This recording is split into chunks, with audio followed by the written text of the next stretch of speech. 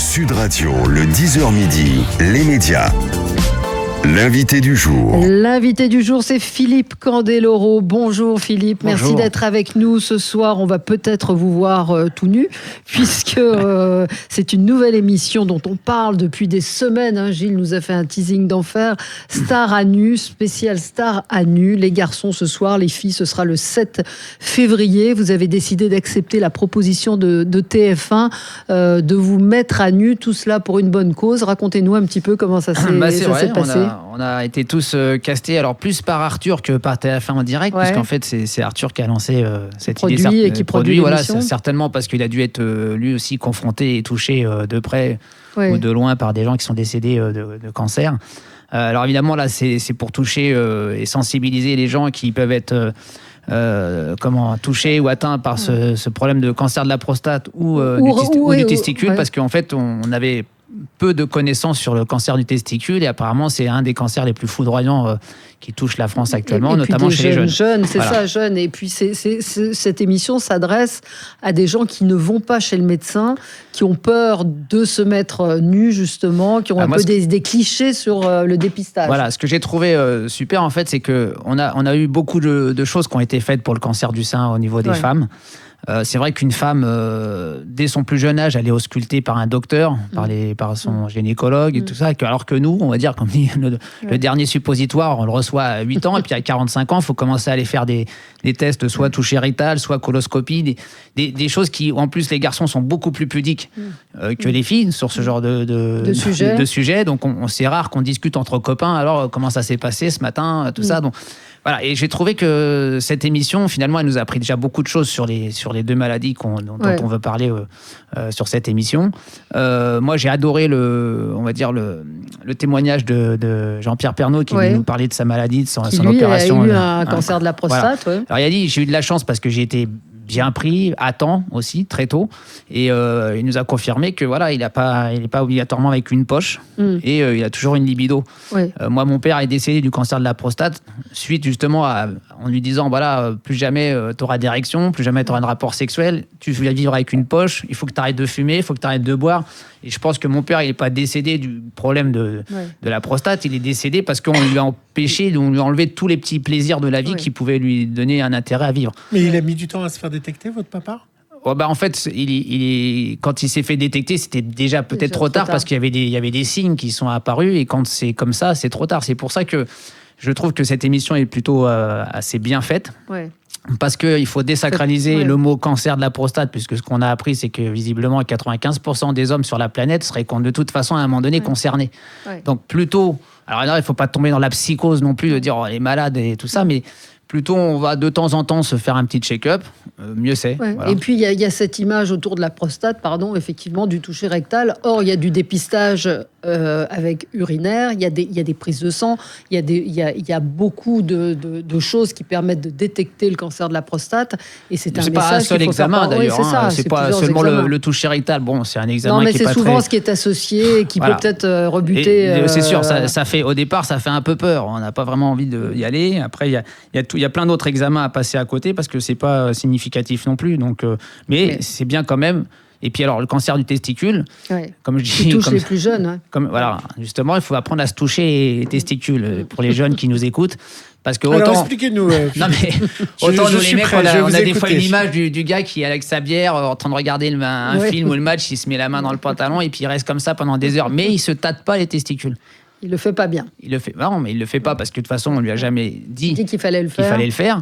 Et là, je trouve ça parce qu'on a eu un docteur qui est venu pour nous faire voir comment se toucher les testicules ou pour savoir s'il y avait une anomalie. Dès qu'il y a, vous prenez, c'est comme un calot, il faut que ce soit lisse, il faut pas qu'il y ait de petits nodules. Et s'il y a jamais il y a ça, tout de suite consultez. Montrez-nous.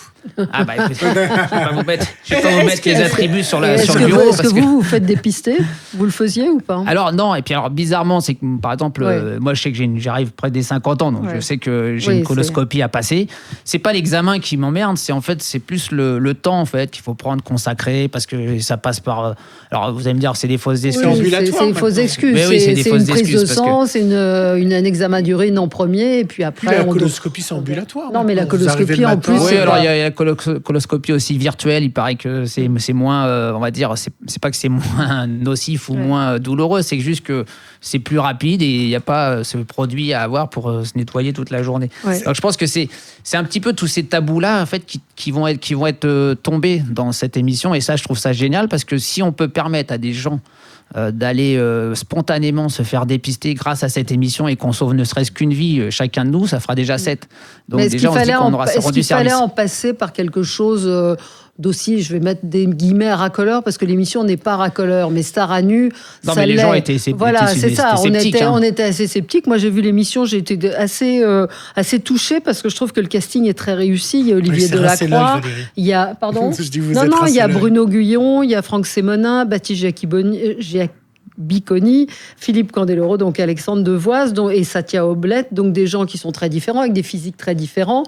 Oui, parce qu'il fallait oser accepter, effectivement. Absolument, Parce que pour là, Bruno Guyon, ou même pour quelqu'un comme Olivier Delacroix, dont c'est pas les métiers. au départ, on se dit, bon voilà, on va parler de la maladie, mais on nous dit, on va devoir apprendre une danse en groupe, avec des gens qui ont peut-être l'habitude de danser, d'autres un peu moins, et en plus, il va falloir se mettre tout nu. Alors tout nu, c'est vrai que c'est le spectacle qu'on a donné, il s'est joué au Lido devant 1200 personnes, et là les gens ont vraiment vu de près ou de vous loin, ont vu à poil, carrément. vraiment à poil. Donc on a fait trois fois le numéro ensemble, et au dernier on a vraiment tout enlevé. Je ne sais pas comment TF1 va flouter ou non en fait tout ce qu'ils ont pu filmer. Ceci étant dit, Ça c'est vous pas gênerait que ça soit pas flouté? disons qu'on nous l'a présenté en disant de toute façon les gens ne verraient rien, mais quand je vois au Lido les feux d'artifice et soi-disant les spots qui devaient éblouir tout le monde, ça a été presque inefficace. Et puis j'allais dire que pendant le tournage de l'émission, moi ce qui m'a mis peut-être le plus mal à l'aise, c'est quand on a fait une séance photo en intimité. En fait, on était juste nous 7, les caméramans et tous les journalistes qui sont de toute façon à 95% des femmes. C'était un peu plus gênant parce qu'il fallait là on était vraiment entre nous quoi, comme si je le faisais ici au bureau. Ça me gênerait plus que de le faire sur une patinoire devant 20 000 personnes parce que quand je suis dans mon univers de spectacle, en fait on s'en fout un peu, on n'est pas pudique, on est dans le rôle, voilà. Et là quand on commence à se faire ça dans l'intimité, on nous a appris aussi à un moment donné à faire un espèce de striptease devant la prof de danse avec les stars là, et puis bon, qu'il fallait jouer parce que moi j'ai du mal à imaginer qu'un striptease masculin puisse exciter une femme, notamment la mienne. J'ai déjà essayé, j'ai pas eu l'impression que ça lui faisait un effet fou. Alors, il y a les Chip and Dale, ça. Non, mais autant mais on se dit des fois c'est un peu dans l'hystérie en fait. On est dans la caricature. Alors que les hommes qui regardent une femme un peu se dénuder ou un peu danser, que ce soit sur une table dance ou avec la barre là, effectivement c'est beaucoup plus sensuel. Voilà, chez l'homme c'est un peu plus, ça fait un peu plus spectacle. Pourtant, vous dansez sur la glace directement. Moi, je danse et puis j'ai déjà fini en petit slip léopard devant 20 000 c'est personnes. vrai. Quand j'avais fait Georges de la Jungle, j'avais un peu choqué à l'époque. Là, je pourrais plus le faire ça aujourd'hui, je pense. Et alors, je sais pas. Je me dis que ça, là, le harcèlement sexuel peut-être me tombera dessus. Physiquement, quel est le meilleur d'entre vous? Vous parlez de quoi? La taille du Je kiki? vous répondais à ma question. J'ai pas le droit de pas le droit dire de ce genre dévoiler. d'informations, mais c'est vous vrai avez tous qu'il vu. y en avait un qui était plus proche du poney que de l'être humain normal, on va dire. qui vous êtes chambré nous a donné quelques complexes. Non, Vous c'est êtes vrai. chambré Hein? Vous êtes chambré Ouais, un peu alors bizarrement, on a chambré toujours, on a beaucoup plus chambré celui qui avait la plus grande que celui qui avait la plus petite. Comme quoi vous Mais- avez regardé. Mais c'est vrai qu'entre garçons, on se le dit parfois, ça peut être. C'est le complexe un du complexe, vestiaire hein, bien sûr. chez les sportifs. Bon, moi, j'ai pas la Vous êtes dans la prétention. moyenne. Non, moi, j'ai pas la prétention d'eux, mais en même temps, quand on est dans un stress comme ça, de toute façon, on a le sexe qui se rétrécit. C'est vrai. C'est vrai. Même celui qu'on a une un peu plus longue, forcément, à un moment donné, il est avec le plus stress, avantageux. l'adrénaline, vous avez, moi, au niveau du sport, quand je sors d'un programme libre de 4 minutes 50, je fais pas le faire. Je vais dans la douche 5 minutes plus tard, j'ai l'impression d'être, entre guillemets, membré normalement dans la norme, justement. Voilà. Et puis après c'est dans l'exploit sportif que ça prend toute sa dimension. Est-ce que sans la cause, on vous aurait proposé un programme de divertissement de striptease, vous auriez accepté en étant franc ou vraiment c'est ce qui vous a fait accepter? Pas sûr. Moi, je pense que la cause, elle m'a touché comme tous mes Forcément, camarades qui et ont encore participé. plus avec l'histoire de votre papa. Voilà. Après, moi, je dis, ça fera pas revenir mon père, mais si ça peut sauver des gens, autant le faire. Et puis, Voilà, après me déshabiller pour une bonne cause, je trouvais ça tellement normal. Et puis aujourd'hui, voilà, si on va au Cap d'Agde, on voit des quéquettes partout, on voit des bouts de seins partout, ça pose pas de problème. Mais à la télé, c'est plutôt. Mais à la télé, ça pouvait faire voyeurisme. Oui, voilà, on était effectivement un petit peu sceptiques. Et franchement, moi, j'ai trouvé que c'était plutôt réussi, bien produit et assez émouvant parce qu'on sent qu'il y a une sincérité chez tous ceux qui ont participé. Parce que je crois qu'on va pas impunément se mettre à poil, même s'il y a que 2000 personnes, ce qui est déjà pas rien dans une salle qui vous voit. Après, on verra comment ça se passe à la fin. Moi, je vais pas spoiler la fin, mais c'est quand même un acte courageux. Est-ce que vous avez demandé l'autorisation à votre femme? Vous lui en avez parlé? Écoutez, je crois que je n'en ai même pas parlé, parce qu'habituellement, elle me suit dans tous les choix que j'ai pu faire jusque-là, même si elle n'est pas toujours d'accord. Mais voilà, elle dit tu étais assez grand pour prendre tes décisions toi-même. Et les enfants? Je pense que c'est plus aujourd'hui, j'en ai même pas parlé avec mes filles, mais je pense qu'elles ont peut-être un petit peu peur de voir le résultat final, parce que c'est toujours un peu inquiétant quand on sait qu'on va voir son père tout nu à la télé, alors que moi, à la maison, je me balade pas à poil devant mes filles. Et alors, leur réaction quand elles ont su que vous alliez faire ce programme? Elles sont pas. Elles ont évolué en fait autour de moi durant toute leur jeunesse. Oui, donc elles connaissent le personnage. Elles connaissent l'animal. À la maison, parfois, j'essaye d'avoir un langage un peu cru et un peu tendre aussi en même temps, pour pas qu'elles soient complètement naïves. Voilà, après, j'espère qu'elles ne se feront pas chambrer à la suite de l'émission, mais au contraire, moi, à partir du moment où on est là pour la bonne cause, le reste, je m'en fous un peu. Oui, franchement, vous n'êtes pas ridicules, ni les uns ni les autres. On rappelle quand même que vous avez été double médaillé olympique, vice-champion du monde de patinage artistique, et que vous revenez avec Holiday on Ice, c'est ça? Cette année, je refais une belle tournée avec eux, qui sera sans doute la dernière. 27 février au Dôme de Paris, jusqu'au 2 mars, et puis ensuite on va faire 24 villes en France pour 84 représentations. Donc je dis la dernière tournée parce que c'est eux qui m'ont donné beaucoup d'opportunités à chaque fois en France de pouvoir faire voir un spectacle à plus de 200 000 spectateurs.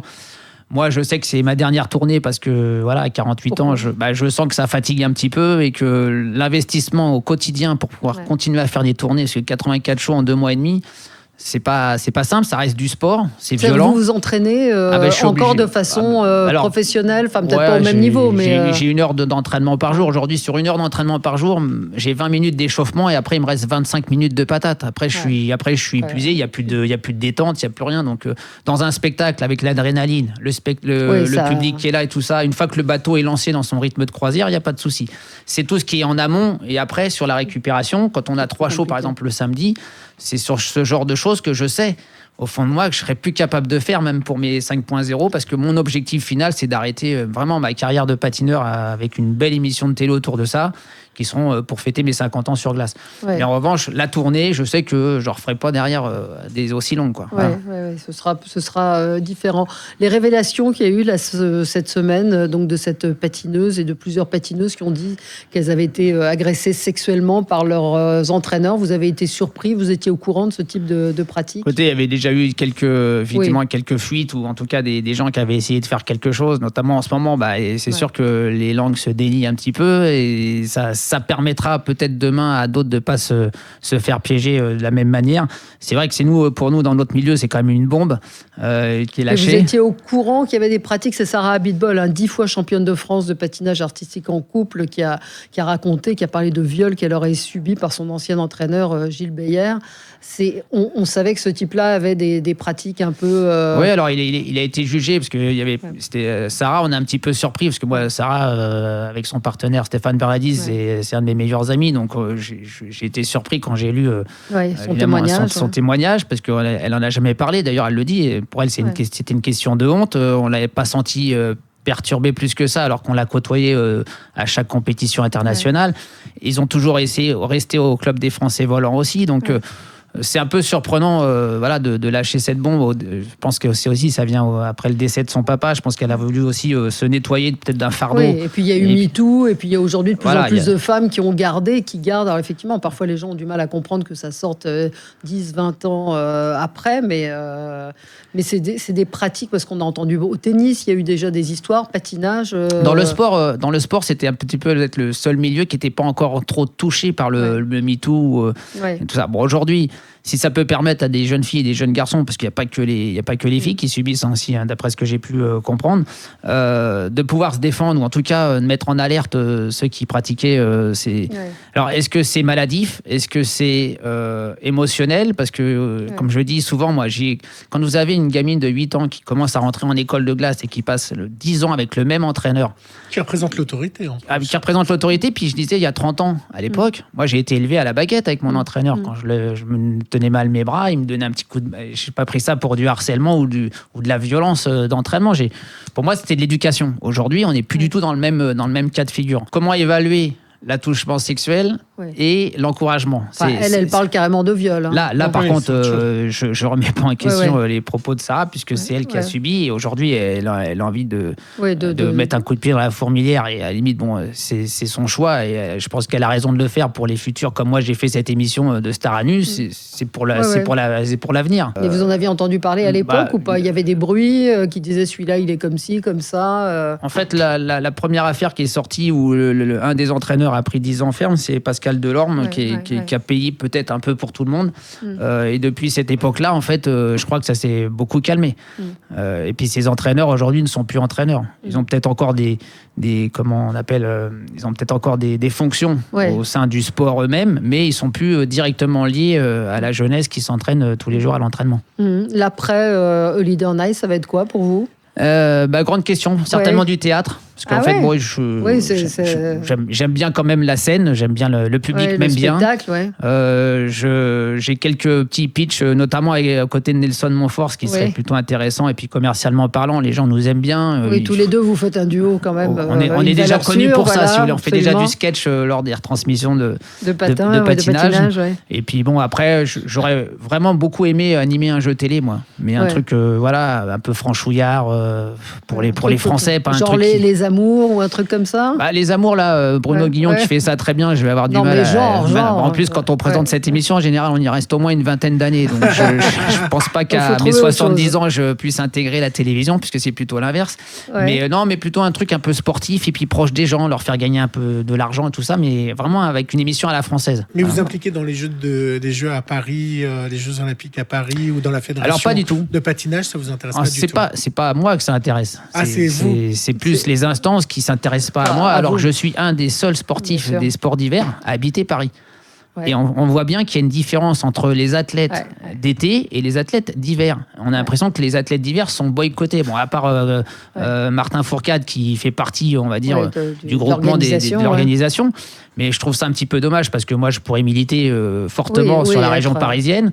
Je pourrais avoir un rôle, être impliqué. Mais comme je ne suis pas du genre à venir taper à la porte ou gratter à la porte pour avoir un rôle ou quelque chose de spécifique, j'ai fait des actions pour mener à bien la candidature de Paris 2024. Et forcément, ça me touche de près, d'autant qu'il y a des épreuves en démonstration au stade de Colombes, Nive du Manoir, plus la piscine de Colombes, qui était une piscine olympique, qui va être terre d'accueil pour les entraînements. Donc moi, forcément... Personne ne vous a contacté? Non, et puis j'ai l'impression que ça leur fait plus peur de m'avoir dans leur équipe que l'inverse, quoi. Ce qui est dommage. On lance l'appel au comité olympique. Mais je vais me rapprocher de Madame Hidalgo. En plus, là, en ce moment, on discute de parking, donc tout va bien. Vous êtes en colère contre Madame Hidalgo? Vous ne l'aimez pas? Non, moi, je suis pas parisien. Mais j'aimais bien la femme. Après, la personne politique, c'est plus contrasté parce qu'elle se met du monde à dos et c'est un petit peu dommage parce que j'aime bien cette personne puisque je l'ai côtoyée 2-3 fois. Je trouve qu'elle présente plutôt bien dans sa manière de faire de la politique. Après, faire de Paris une ville sans voiture, ça va être compliqué parce que de toute façon, elle va se mettre du monde à dos. Et puis à ce moment-là, il faut choisir son camp et c'est ça qui est compliqué dans la politique. Mais il y en aura d'autres qui voteront peut-être pour elle pour ces raisons-là. C'est un peu ça. Aussi. Ce soir, c'est Star à nu à 21h sur TF1. Le 7 février, ce sera les filles. Il y aura Alessandra Sublet, Marine L'Orphelin, Nadège Diagne, Fanny Leb, Madi Buchiana, Firmine Richard, Maréva Galanter et Héloïse Martin. Ce sera la semaine prochaine et donc ce soir c'est sur TF1 et c'est en clair. Et c'est en clair, absolument. Et puis il y aura vendredi Tout est permis spécial Star à nu où vous raconterez un petit peu les coulisses. Tout de suite derrière, effectivement, on est tous les 7 ensemble. Tout de suite derrière et puis Supernova donc pour la dernière fois en tournée avec Holiday on Ice. Je pense que vous ferez peut-être une autre tournée après moi. C'est peut-être pas fini. En tout cas, un clin d'œil, ça c'est sûr. Absolument. Merci beaucoup Philippe Candeloro d'être passé par Sud Radio ce matin. Merci, bonne journée. Tout de suite.